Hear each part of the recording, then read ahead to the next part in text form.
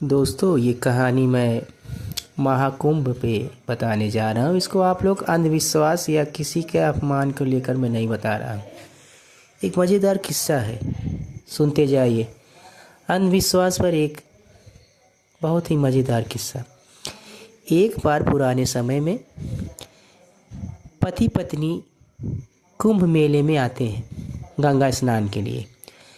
तो पुराने समय में एटीएम कार्ड तो चलता नहीं था और ना ही इतने ज़्यादा व्यवस्था थी। तो पत्नी कुछ गहने पहनी थी और पति कुछ पैसा लिया पाया था, मतलब रखा था थोड़ा बहुत।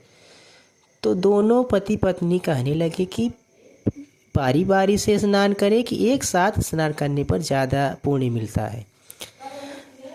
तो पति ने कहा ठीक है। तो पत्नी ने कहा लेकिन एक दिक्कत है। क्या दिक्कत है? अगर मैं कहनों को यहाँ ऐसे ही छोड़ दूँगी तो कोई ले लेगा। तो पति ने कहा हाँ ठीक है। तो कहा इसके लिए कोई निशान या कोई प्रतीक चिन्ह कर देना चाहिए। तो पत्नी ने कहा ठीक है, इसके लिए पति ने कहा ठीक है, मैं जा रहा हूँ बाज़ार से कुछ फूल, एक लोटा जल और कुछ धूप बत्ती या कुछ लेके आता हूँ। तो ठीक। तो कुछ देर बाद पति एक लोटा जल और फूल माला 5 प्रकार का लेके आता है। और उस नदी किनारे बालू बहुत रहता था, तो बालू के नीचे पैसे और गहने को वहीं खोद कर छिपा देता है। और उसके ऊपर 5 फूल, एक लोटा पानी वहाँ रख देता है, कुछ अगरबत्ती जला देता है। और पति पत्नी दोनों एक साथ वहीं बगल में नदी के किनारे नहाने लगते हैं। डुबकी लगाने के बाद पति पत्नी निकलते हैं।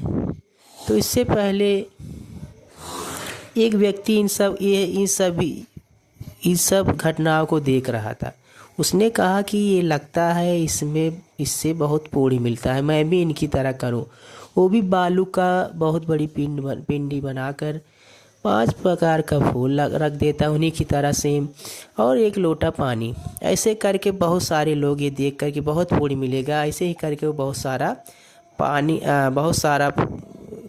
बहुत सारे लोग ऐसे ही एक सेम इसी प्रकार के लोटे जल पिंडी बालू का बनाकर और 5 प्रकार के फूल माला वायु रख देते हैं।